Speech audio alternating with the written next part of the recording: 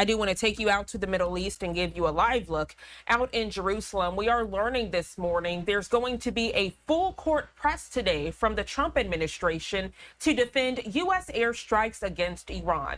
President Donald Trump is furious this morning after a leaked intelligence report appeared to counter his initial claims. A lot to dissect and discuss, so we want to bring into the conversation none other than distinguished lecturer in national security and terrorism at the University of New Haven, Caine Gray. Ken, always a pleasure. Good morning to you. Good morning, Jeane. Glad to be with you again. So a lot to dissect. Let's start with the very latest. We saw the initial ceasefire between Israel and Iran did not hold up, but it seems like the second time it's holding steady. So far, except for the initial glitch there of Iran launching some missiles and Israel continuing up to the beginning of the ceasefire with attacks, since then, the ceasefire so far is holding. But remember, this is just a ceasefire. This is not peace. And so either side can break a ceasefire pretty quickly. And so we will see if this continues on. But so far, so good. Take a look at your screen, Ken, also sharing with the viewers. This is the very latest from President Donald Trump as he says strikes on Iran sites brought, quote, obliteration. He says, quote, on Truth Social, last weekend, the United States successfully carried out a massive precision strike on Iran's nuclear enrichment facilities, and it was very, very successful. It was called obliteration. This incredible exercise of American strength has paved the way for peace with a historic ceasefire agreement, end quote. This further goes with what you just said, Ken. But let's break down the latest of this word obliteration. There's been a lot of back and forth also with Congress. And then if we look at this leaked intelligence report of people coming against the commander-in-chief saying there was not obliteration. Break down the latest for us. Sure. So this becomes political. Fordo, the nuclear facility, is within a mountain, so you cannot really see what is going on inside that facility. You can look at the outside and try to make a guess whether or not that facility was obliterated or not. So the DIA, the Defense Intelligence Agency, which is the Department of Defense's equivalent to the CIA, concentrates in on intelligence for the military. It apparently has evaluated the attack on Fordo's site and has said that it was not totally eliminated, that it was damaged but not eliminated. And consequently, this becomes a political matter because President Trump has already proclaimed that this site has been obliterated, that it's totally non-functional, and that it will not be easy for Iran to get this back up and operational. Now, the International Atomic Energy Agency, the IAEA, the head of that, the executive director, has said that Iran's nuclear capabilities has been significantly damaged, that it has been significantly hurt. Consequently, the truth may lay somewhere in between obliteration, that is totally wiped out, or somewhat less than that. Additionally, there has been those who have said that Iran successfully removed their uranium that had been enhanced to 60%, that they removed it before the attack. The intelligence on that is less sure. It takes certain types of containers to be able to move nuclear material around like that, and the trucks containing those type of containment vessels was not seen. So so far, it's believed that the material has not been removed from these sites, and if the MOP, the GBU-57 massive ordnance penetrator, was able to successfully penetrate down to the facility there within the mountain at Fordo, it may very well be that uranium is scattered within what remains of that facility.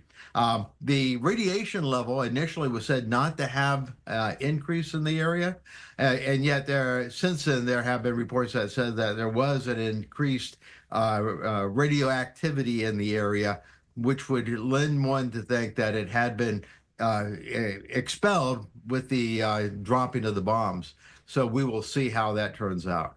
And it's interesting you bring up the IAEA. The Director General of the IAEA and the President of the World Bank actually had joint talks this morning about safe nuclear energy. So we're actually going to play that later on for the viewers. I do want to get back, though, to a point you brought up. So many great points. You talked about the difference between obliteration and non-functional. I think many people would rather have non-functional because then you know it's not going to work. Also concerns this morning, though, you know, that particular site was, quote, obliterated, is now, quote, non-functional. But are there other sites? Are there concerns that Russia or other entities could have nuclear capabilities to potentially assist Iran? Sure. So the three facilities that the U.S. attacked at this time was Ferdow, which is the one where most of the ordnance was dropped, but it's also Isfahan and Natanz. Natanz was a site where they had the centrifuges that had been spinning up the uranium and trying to enrich it from 60% to 90%. That site had ordnance dropped on it, plus cruise missiles dropped on it from a submarine-launched cruise missiles. And that the surface facility was wiped out. There was also an underground facility there, and that was believed to have been destroyed also. The Isfahan is the site in which the enhanced uranium would be turned into the material that would be used to create a nuclear weapon. That site was destroyed also. So as the Vice President, J.D. Vance, said, that not only were these sites hit and destroyed, but also the capability of turning that enriched uranium into a nuclear weapon has been destroyed. And that is really what is the main mission, is to keep Iran from obtaining nuclear weapons, not just from enriching uranium, but stop them from obtaining nuclear weapons. And whether or not other countries can assist them, of course, other countries could assist them. For instance, Pakistan, 15 years ago, Pakistan had been traveling around the world assisting other countries to obtain nuclear weapons. And so it's always possible to have outside assistance to help you obtain nuclear weapons. That's one of the things that the United States is trying to stop from happening. But right now, as far as the in-house capabilities, that has been really damaged. I'm listening to Khamenei give a speech right now where he says it is in Iran's interest to continue developing nuclear capabilities, that it's 100% within Iran's needs to develop nuclear material. And so their nuclear scientists were taken out in the process, nuclear scientists and physicists at the highest level, but of course they can be replaced. And so that will take time to be able to get the expertise in addition to the material to be able to build a nuclear weapon.